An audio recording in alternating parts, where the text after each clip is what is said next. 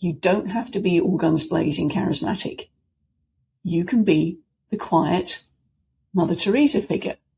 Oh, dear lover, she went in front of the UN. Did she poke that bear? Oh, yes. Was she all guns blazing?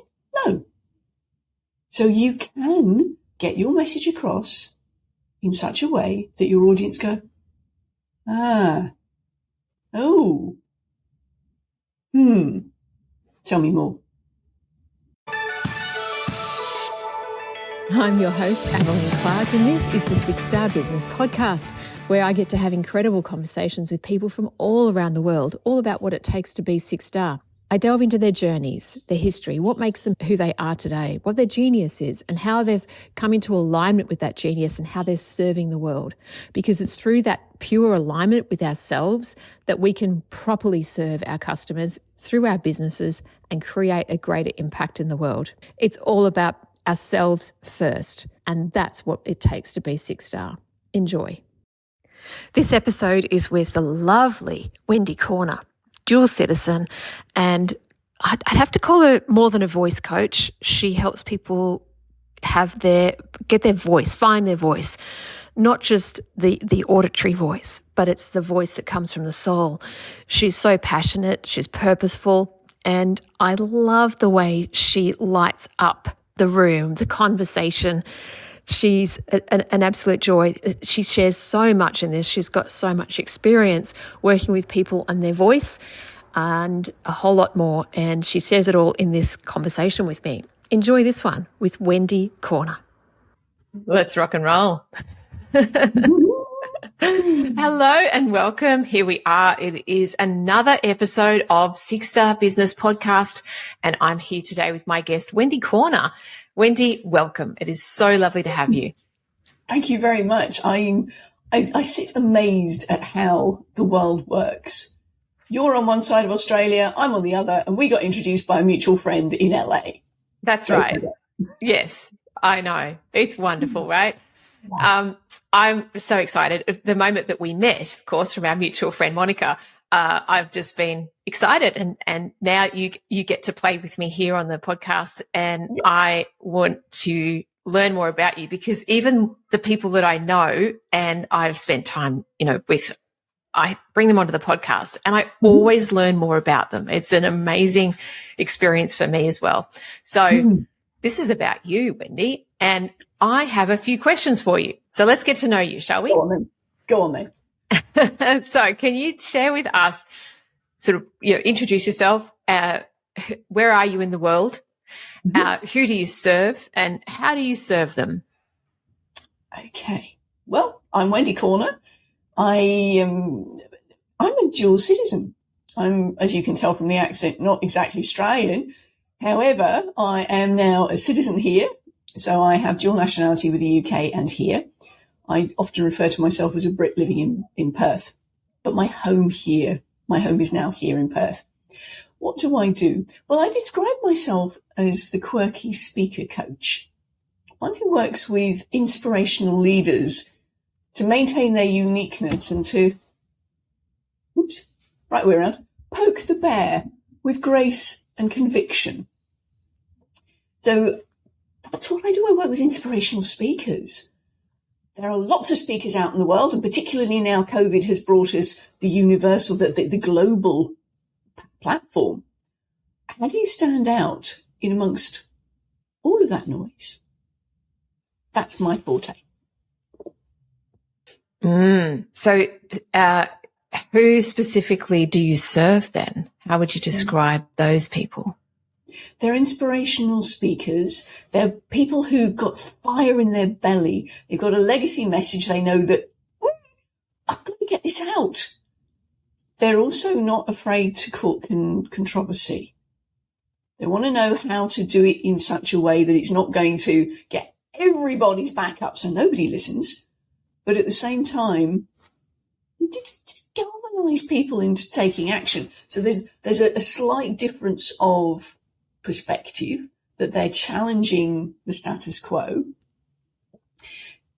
Think about Malala Yousafzai. I can never get her surname right. Anyway, that lady, we all know her. Greta Thunberg, when she was up at the UN, the sort of characters who were going, this cannot continue. I've got to do something about it. So from my perspective, I like to work with those sort of speakers. And the way I describe it is you as a speaker are the Uber driver. Where does your very important message need to go to? So then it's a case of, does it need to go to the UN? Does it need to go XYZ places? I mean, we've had last year, okay, I'll preempt one of your questions. Last year we were running a platform, practice platform, if you will, virtual platform for 10 minutes for feedback from the audience and also from me as a TEDx trainer, because that 10-minute slot was almost like a pre-run, because TEDx talks are usually around 12, 15 minutes. We've had two particular champions who come off that. One did actually do a TEDx in Aberdeen, and another one was pitching in front of the government in Cairo to get them to consider access. When they were planning new builds, new cities, how are they going to ensure that there's equal access for people with different abilities in terms of mobility? So that's what I mean. Where does your message need to go? That's what I focus on. Oh, that's fascinating. I am so looking forward to delving further into this, Wendy. So tell me, what's been the journey then that's brought you to where you are today to do such an incredible, specific work? Right. Well, I trained as a speech pathologist and worked for almost 30 years in that role in England, Scotland and Australia. So I've had two migrations. So that there's another reason that's important. However, for now, we'll follow this trajectory. I worked with speakers, clinically, I worked with people originally who had voice problems. So if you've got a really rough voice and you've got to be a professional voice user, how are you going to go forward? So we did an awful lot of work on what we call vocal hygiene, how you produce your voice, both from a physiological perspective. And I could get technical, but this is not the forum for that. And then how you take that forward. There was one particular guy, he was the voice of his company. There was an awful lot going on stress-wise, and what I described to you earlier on is just exactly how his voice was. This was back in the early 90s when there wasn't such thing as internet. And you got out and you did the physical talking to people. And because his voice was that rough, he was the voice of the company. The company was doing this. He was going down the tubes because nobody could hear him, literally. So he came to us. I worked through with him the vocal stuff, and I also did a fair amount of counselling with him so that we worked out, if you like, his internal script, what was going on for him. Got him to the place where he had to refinance the business, actually, otherwise he really was going to go bankrupt. So we worked through his presentation, and this was in the old days. Some of your listeners may be long enough in the tooth to remember the old overhead projectors with the scrolling screen things that went over. Yeah, we are talking a long time ago. So we got his presentation worked up, and obviously I couldn't be in the room with him. However, he got onto the phone a day later. Actually, no, it wasn't. It was a few hours later and went, "What? You talk about business and my marriage." I went, "What?" Because what I didn't know was not only did he get the gig, the financiers went, "Yes, of course, we'll refinance you," but his wife was about to walk out on him too because she could see the money disappearing. He wanted me to go and speak to his team. He said, "What you've shown me is not only about the voice stuff. There's been an awful lot of other stuff in there as well." So I'm all set to go off and talk to my boss about this. And she went, "Hang on a minute. Where's the referral? This is not clinical work. This is private work. you do that, you have to make a decision. NHS, National Health Service, or private. Oh, this was me 2 years out of uni, new grad. Could I literally afford to not have a steady paycheck? No.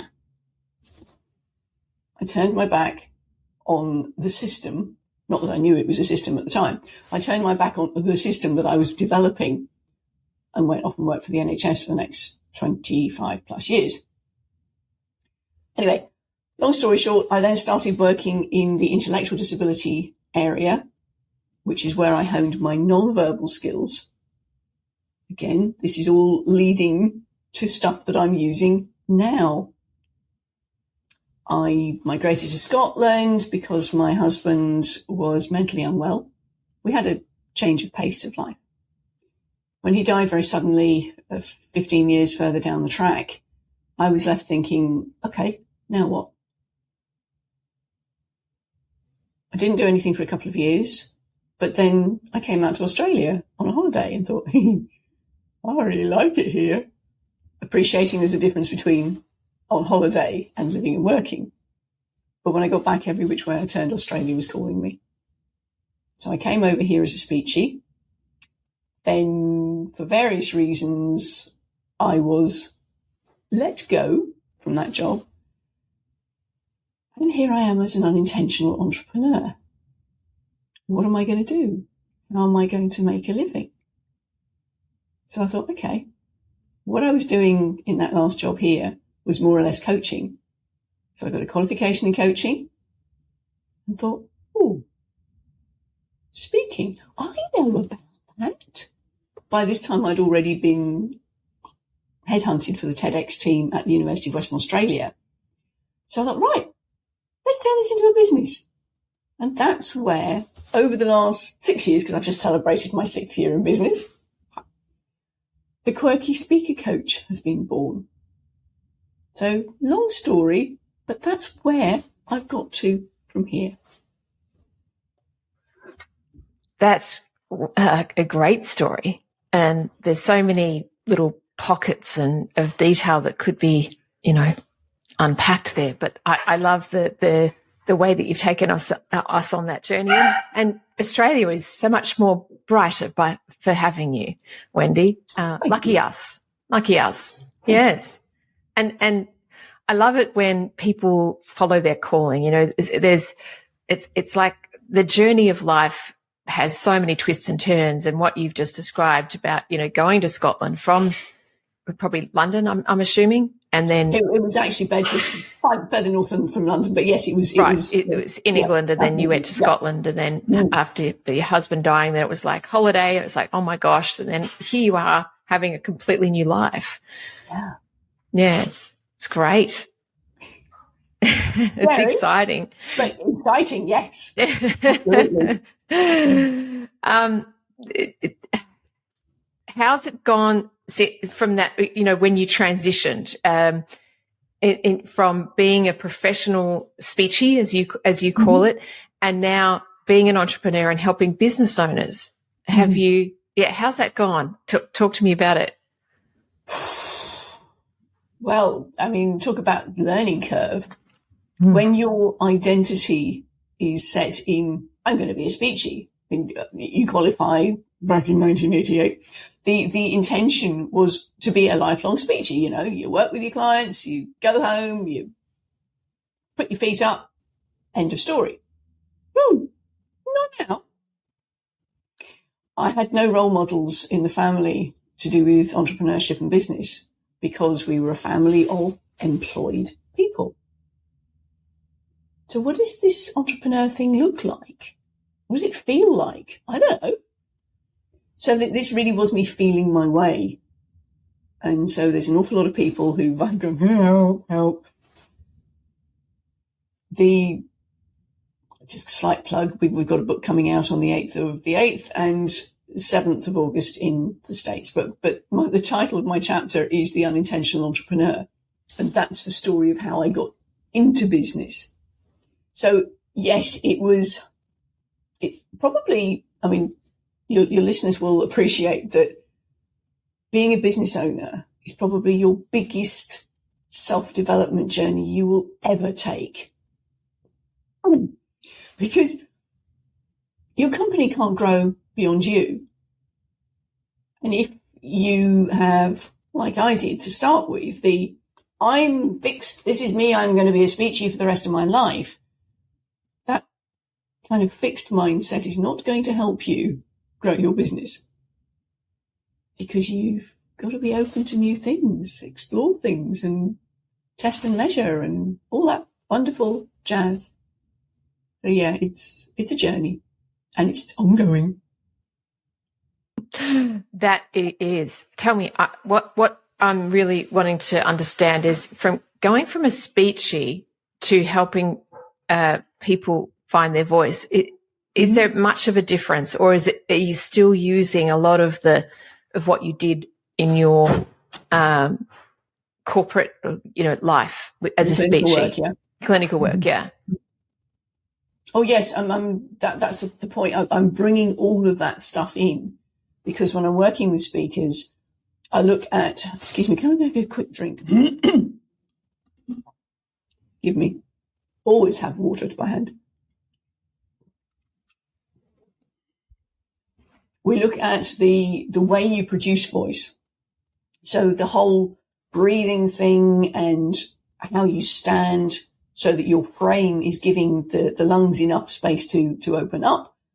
As we were talking about before we came on the recording, how you're actually grounding yourself, whether you're sitting, whether you're standing, how you are standing, how you are positioned in the world.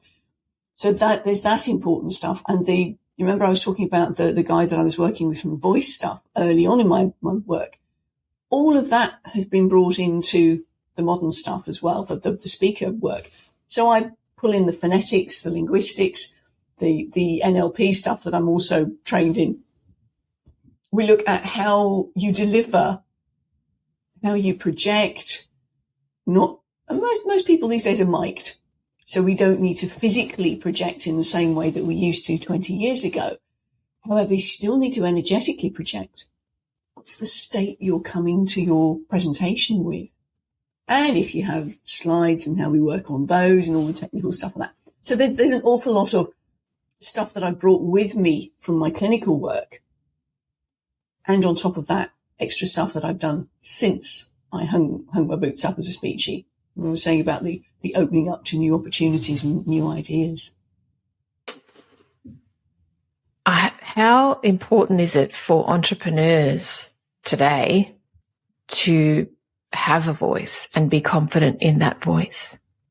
You may be sitting on the most amazing widget service that fills the void of your ideal audience, your ideal client. And they don't know anything about it because you haven't told them. It really is important that you get out there and you tell them with confidence. Now, your confidence may not be as, if you're an introverted person, then it's not going to be the rah-rah version. Doesn't have to be. Nobody does Tony Robbins like Tony Robbins, and certainly not you. So you do you.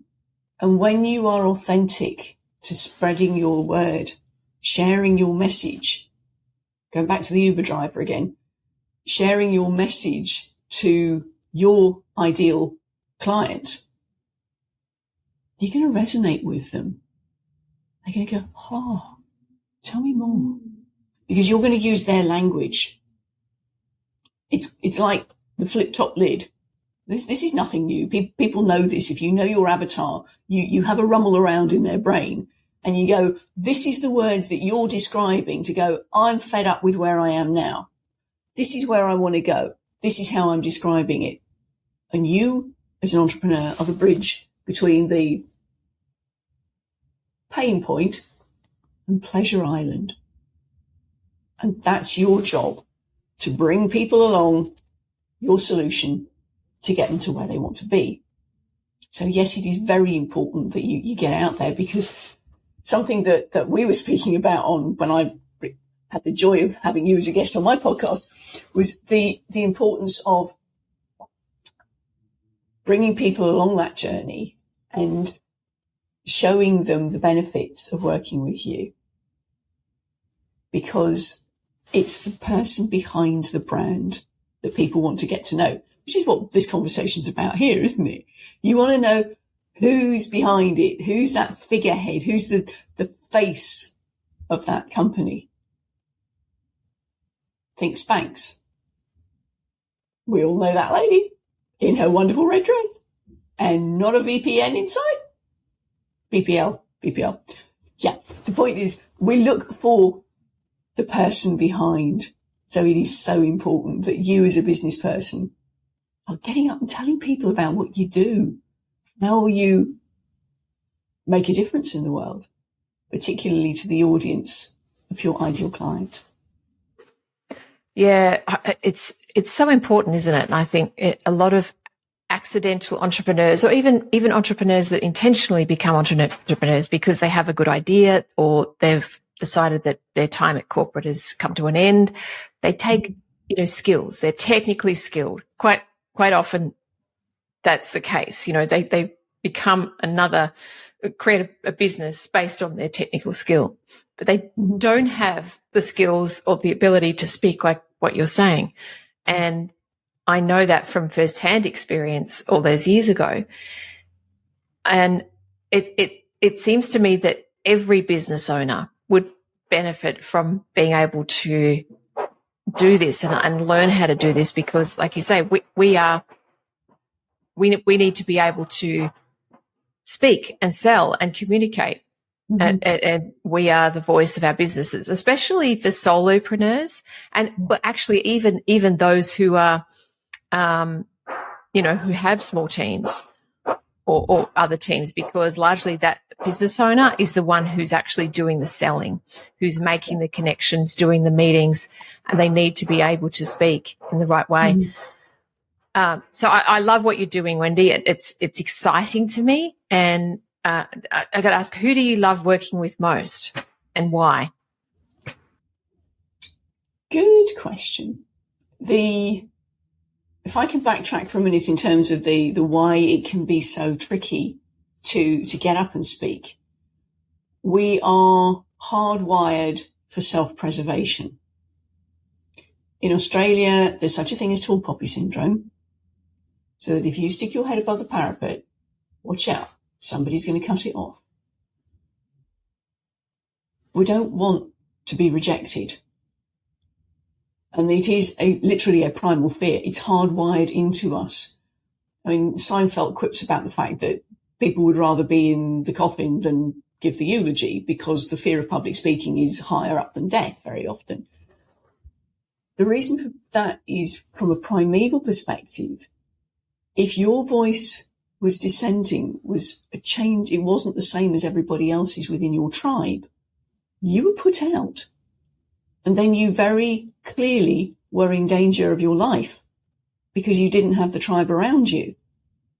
So from an evolutionary perspective, it's no wonder that we are fearful. That's where we get over that one. As I said, I focus on getting people to consider you are the Uber driver. You taking your message is not about you.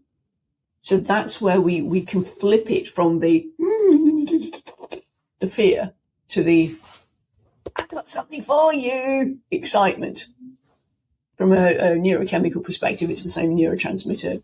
But anyway, certainly the receptors are. That's me getting technical.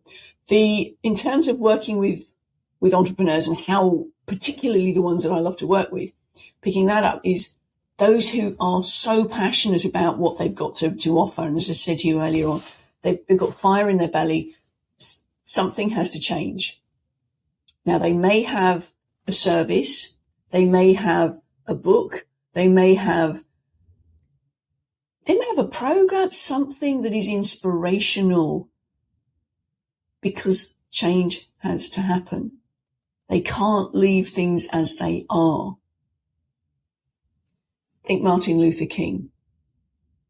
If he hadn't brought his special sauce to the world, America would be even worse situation than it is now in terms of equality for people of colour. Again, Malala. It's people who've got the courage to go, I am not settling. And they are prepared to poke the bear. You can be in that role as an entrepreneur every bit as much as somebody who's a public figure. I want to get you there. I want to spread that message because you do have an important message to share. Let's get it out there. And let's face it, being an entrepreneur is the place to be to create change in the world. It is literally the front line of change. Entrepreneurs get to create whatever they want. And, you know, it is. It really is. And, you know, what you're doing is helping to facilitate that change, helping to get it out there in the right way, in a loud way, in a clear way, and in a confident way. I'd love to know about the psychological aspects of what you find when you're working with people, as in how much does the stuff up in here hold people back from talking about their businesses or the change they want to make or speaking about it the right way? Like, yeah. Absolutely, yeah. I talk about internal scripts because obviously I'm about speaking and therefore script is a good way of describing it. Now, some coaches will talk about limiting beliefs and mantras. Well, I tie the two together. They're both internal scripts. What is it that you are saying to yourself? Because every single cell in your body is listening. Thoughts carry vibration, quite literally, and this is quantum science. It's not woo-woo. And every single cell in your body is listening. So if you are saying to yourself, oh, I could never do that, which is what I've often heard when I say to people, I work with public speakers, I could never do that. Well, you won't then. They go, what? Well, you've told yourself you won't. Never. That's a very absolute word. Not even a hint of possibility there. You're cutting that one off completely. So very carefully watch your language. What comes out of here will reflect what's going on in here. Because if it doesn't, your nonverbals will give you away. Sorry, I've just realised that was a very visual thing and people are going to be listening to this. What you're saying inside your head, if it doesn't match what your words are saying, your nonverbals, your hands, your gestures, your facial expression, your vocal quality will give you away. There will be that sense of disconnect and the audience are going to go, yeah, I don't believe you. There's something not quite right there. Not at a conscious level, but at a subconscious level. So those thoughts, those internal scripts are super important. Catch yourself. Are you saying, I could never do that? Are you saying, who would listen to me? You know, the mantra of the imposter syndrome. There are lots of little telltale thoughts that if you can catch them and go, hang on a minute. Thank you. You've served me up until now. But that's squashing me. That's keeping me small. The whole point of my business is I've got something to share and it needs to expand. So how can I flip that internal script? Can I share with you my original one? Eons ago, back in the 60s, parents were not allowed to stay in hospital with their children. I required surgery on my finger and my mother was not allowed to stay in with me. I'm 2, not even 3. My earliest memory is of double doors closing, mum on one side, me on the other, shouting and screaming for her. And she couldn't come. She wasn't allowed to. That little 2-year-old made the decision that my voice doesn't matter. Well, clearly, the most important person in my life wasn't coming for me. Other people's voices did. And that was a very early internal script that subconsciously coloured the fact that I then became a speech pathologist because everybody else's voice mattered and I wanted to make sure that they did. My voice still didn't matter. I didn't stand up for myself in bullying relationships, bullying situations. I didn't stand up for myself within the family, within my marriage, within work. However, now that script has come to light, by the way, it took over 50 years for that script to come to light. So when I say buried, I mean really buried. We then realised that I'm still running the everybody else's voice matters because I'm working with speakers to get them on stage. And now we've flipped it. We flipped it to everybody's voice matters, including mine. Which is why I'm now getting out and appearing on podcasts and stages and sharing my important message. So those internal scripts really do matter. Wow. Thank you for sharing that, Wendy. I'm honoured. Question. So using you as the case study here is fascinating, and I'm really grateful that we've been so open about sharing your journey and where that came from. First of all, when did you learn what your script was, and how did that come about? Like, how did you figure that out?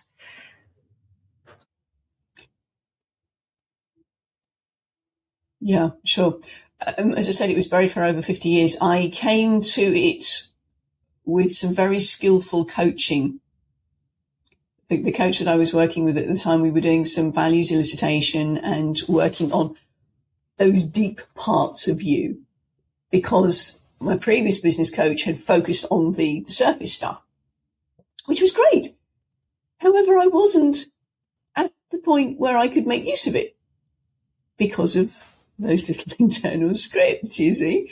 So this is where she was digging in, and we discovered, I would say, where are we? Probably about 3 years ago now, that we worked out what was going on. So these internal scripts can be well and truly buried. In terms of finding them, it often requires somebody else to take the observer role and look with you at life path, life choices, and those little words that your favourite phrases that come out of your mouth. Because those are, I feel like, the cookie crumbs to follow back to a particular time in life. And then you can go, okay, so if that happened, what was the meaning I gave that? And what have I been telling myself as a result of that ever since? It requires a little bit of archaeology. Having said that, it's worth it, because you can see how then, once you're aware of those scripts, if they're not working for you, you can flip it to something that is empowering. My voice does matter, as does everybody else's. The rising tide raises all boats. So you worked on flipping your own script, and did you use your coach to do that? We did it together, yes. You did it together, right. And is this what you do now with your clients? Mm-hmm. Yeah. Yeah. That's initially, powerful. people will come to me with I've got a big presentation coming up. How am I going to make the most of it? So they're looking at the surface level. Okay, absolutely, we can do that. And if I've got time with you, let's do a little digging, shall we? And depending on who it is, I need to build rapport with them first, obviously.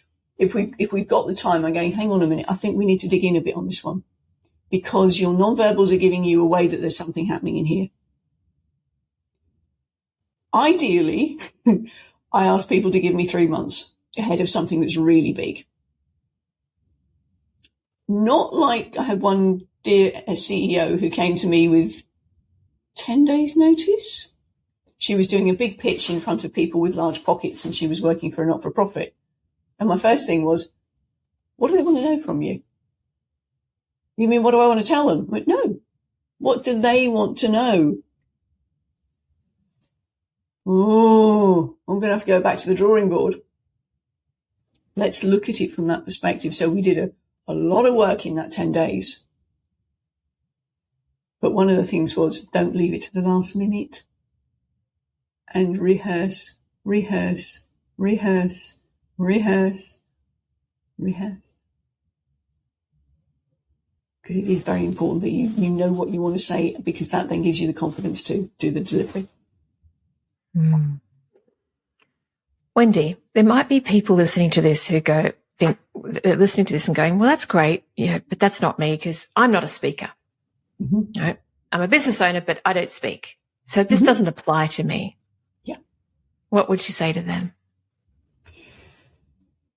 Why not? Point is, you as an entrepreneur have a story behind why you do what you do.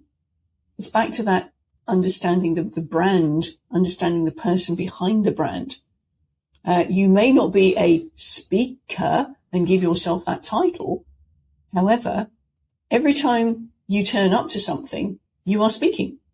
Whether it be a networking meeting, whether it be doing a call with somebody on the phone, in person, live, you are always speaking. You are always presenting what you do. And actually, from the moment you wake up to the moment you go to bed, you're speaking to yourself. So you are a speaker, if you want to give it that title. I work with 4 speaker archetypes because I do get people who go, I'm not a motivational speaker. I can't stand up on stage like Tony Robbins. And well, no, that's a motivational speaker or an inspirational speaker. There are also people who are teachers. Think Simon Sinek. Always got a whiteboard. Always got something to show you. That may be more your style. And that's great. Have your PowerPoint presentation. Have your whiteboards. Have your flip charts. Then there's the people like Eckhart Tolle, who are the deep thinkers, the wise people, the sages. He's not rah-rah, is he? And yet you can still get so much from him. And there will be business people like that who've got that deep stuff to show. Think about Steve Jobs. He was not rah-rah. He was a combination of the Simon Sinek and the Eckhart Tolle because he liked to show you. But he took his time and he delivered one idea and he dug into it.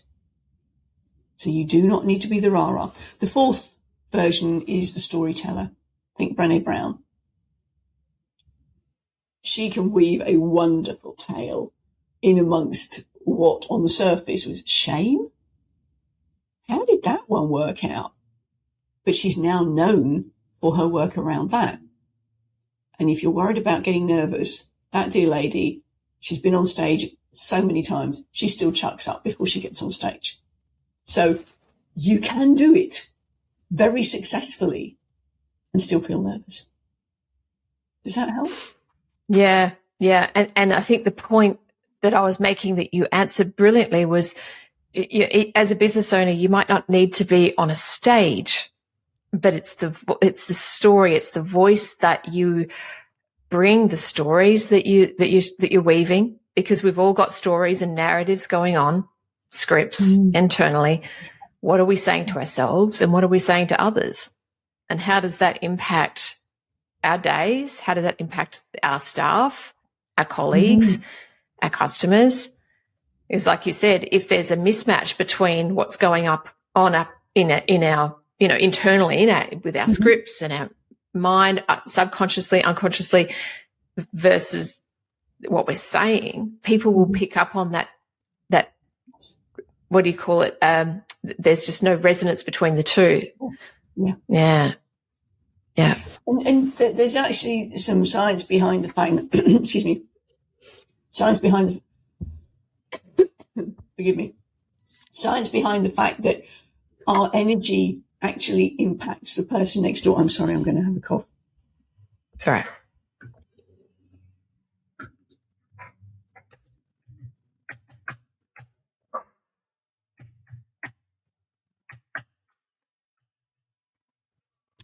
I will I'll just make notes to edit this out. So thank you. From now. Okay. There is actually evidence, scientific evidence, to prove that your energy impacts people around you. You may not have to say anything, but you are picking up on the energy of the person around you. I liken it to, there you go, 2 tuning forks. If you ping off one tuning fork so that it's making a noise, and you put one with the exact same frequency next to it, this one will start vibrating. Even although you haven't knocked it anywhere, it's picking up on the vibration of the one that's already vibrating. And that's what happens with your energy. Remember we were talking about the internal scripts? Your whole body is resonating with what you are saying. And so is the energy of the people sitting next to you, around about you. So you are having a major impact by those internal scripts.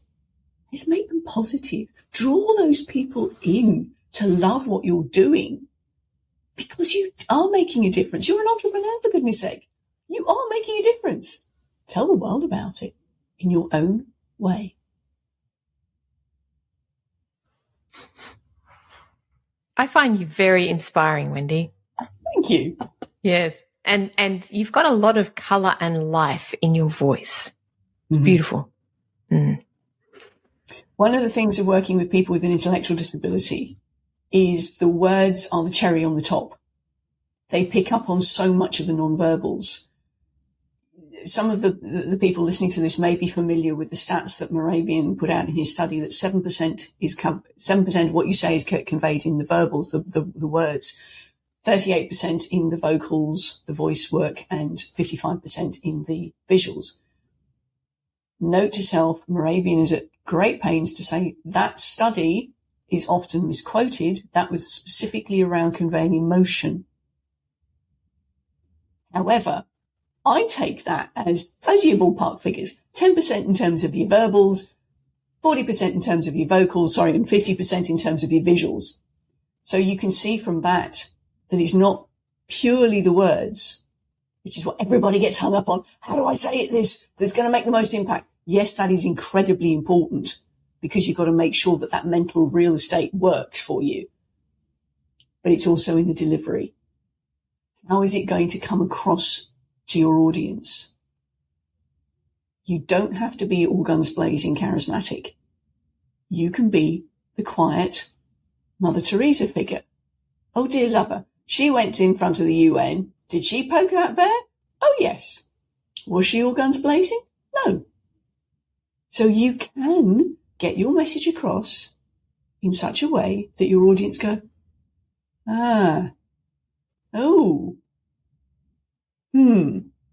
tell me more. The idea is you're after a pattern interrupt. How does the person think at the moment? How could you flip that internal script of theirs to something that is more empowering for them by using your solution?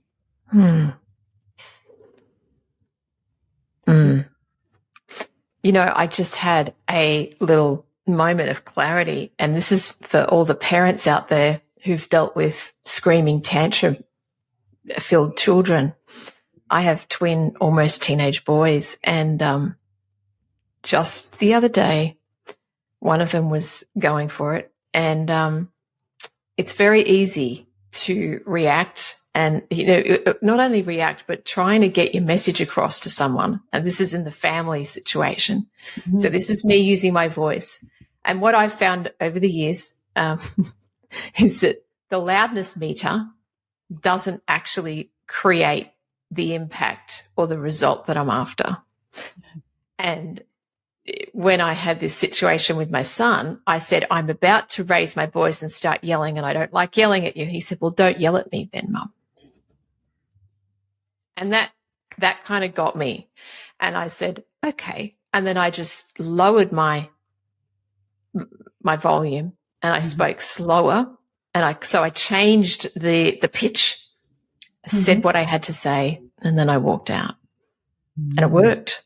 Yeah, exactly. This is what we've been trying to teach teachers for for years. If you're controlling a class, horrible word, and they're rowdy, you just be quiet. You shut up and stay there. Yeah. And after a while, people are going to go, hang on, what am I missing? Exercise FOMO. I mean, what?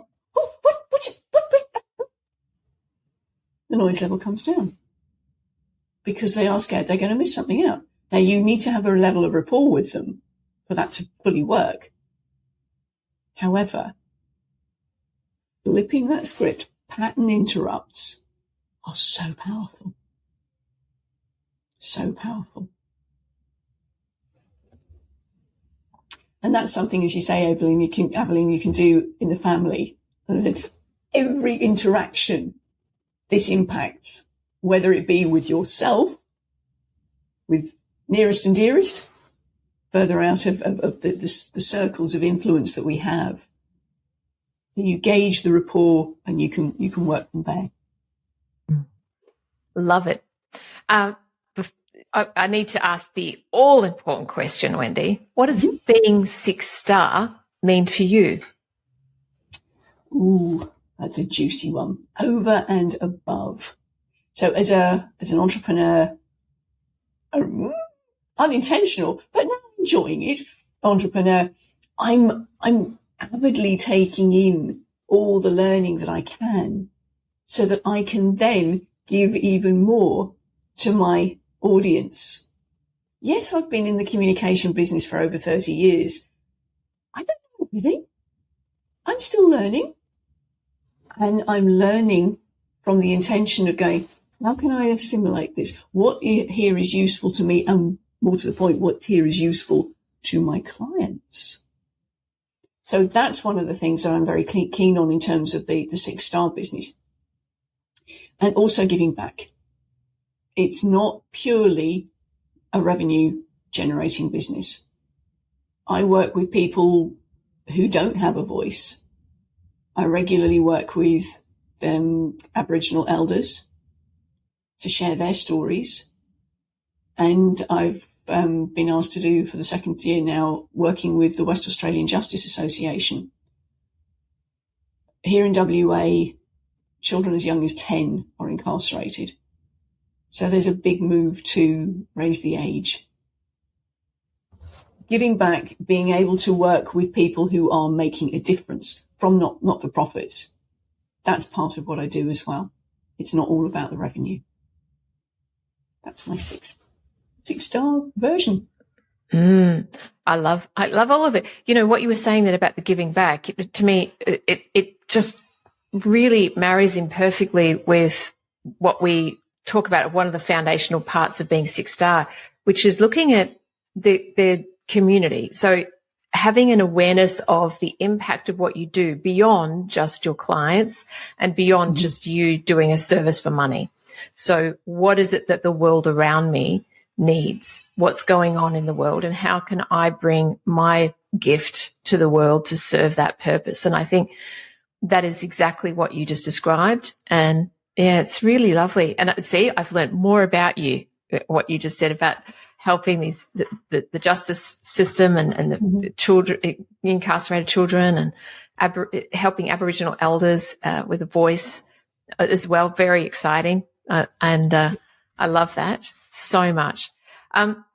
Tell me, what would you say your genius is? I mean, obviously your gift is around the voice, but if you were to narrow it down to just the one thing that you do, what is that? It's being able to work with somebody to maintain their uniqueness. There are a number of different speaker programs available, and they are great at giving you that sense of confidence, giving you a sense of structure. So, sadly, some of the people who go through those programs take the structure to be gospel. And that's the only thing, that it's a formula, not a framework. So I want to work with people who maintain their uniqueness, because as I said right at the start, there are so many opportunities, so many people speaking out there. And one of the things we've got coming up, again, sorry, shameless plug, summit's coming up in November. An awful lot of speakers who go on these summits,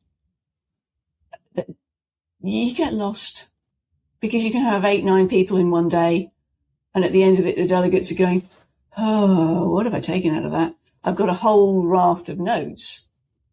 And yet, what do I really remember? So I want to work with speakers to be that standout speaker, so that regardless of how many people have come before or after you, you are the one they remember. Because as Maya Angelou says, people will forget what you've said. They'll forget what you've done. But they'll never forget the way you made them feel. That's exactly right. Beautiful. Tell me, what do you think are the biggest barriers for people today, entrepreneurs, business owners, to achieving 6-star or being 6-star? What am I telling myself? It has to come back to your internal script. What are you believing? Somebody posted it literally yesterday on Facebook, their name with a dollar figure attached to their name. And the quote underneath was, if only. And I put in my comment, why not? And she went, oh, well, yeah. If you're giving yourself the idea that I could never do that, hello, there's back to that language again. What holds us back very often is our belief in where we can go. I'm sure your listeners are familiar with the flea experiment, where they had fleas in flea eggs in the bottom of a jar, put the lid on so that when these eggs hatched, they kept coming up against the ceiling, and that's as far as they were programmed to go. So you could then take the lid off and they still wouldn't come out because they had been programmed, I can only go this far. So that's where those internal scripts come in. What are you telling yourself that you can or can't do? Because you will, yes or no, do what you tell yourself. And that is such a key point. I love the answer. Yeah. I've got the visual of the fleas already.